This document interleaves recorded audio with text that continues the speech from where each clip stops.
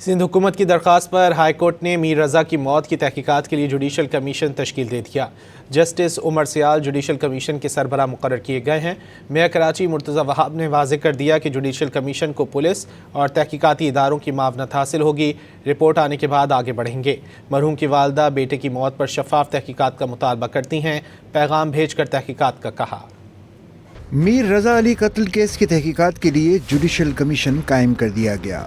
Chief justice Sindh high court نے justice عمر سیال کو judicial commission کی سربراہی کے لیے نامزد کیا ہے۔ سندھ حکومت کی درخواست پر میر رضا علی قتل کیس کے لیے جوڈیشل کمیشن تشکیل دیا گیا۔ کیس کی تحقیقات Sindh tribunal of inquiry ordinance 1969 کے تحت ہوگی۔ میر رضا علی قتل کیس کی تحقیقات کے لیے جوڈیشل کمیشن کا نوٹیفیکیشن بھی سامنے آ گیا۔ میر رضا علی قتل کیس میں عدالتی کمیشن تحقیقات کے آئینی اور قانونی پہلوؤں کا جائزہ لے گا۔ جوڈیشل کمیشن تحقیقات کی شفافیت اور حقائق کا بھی تعین کرے گا۔ میئر کراچی مرتضی وہاب نے واضح کیا کہ حکومت سندھ نے میر رضا قتل کے حوالے سے کچھ فیصلے کیے ہیں۔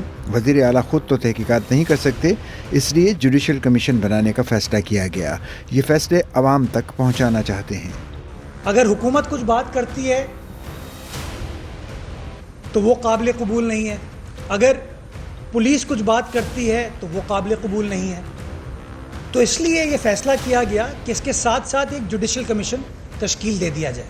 کے ایم سی ہیڈ آفس میں پریس کانفرنس کرتے ہوئے میئر کراچی نے کہا کہ میر رضا کے اہل خانہ کا کہنا ہے کہ پولیس کے خلاف محکمانہ کارروائی ہونی چاہیے۔ کمیشن نے پولیس کے تفتیش سے متعلق کردار اور کیس کے دیگر پہلو کو بھی دیکھنا تھا۔ حکومت کی ترجیح میر رضا کے اہل خانہ کو مطمئن کرنا ہے۔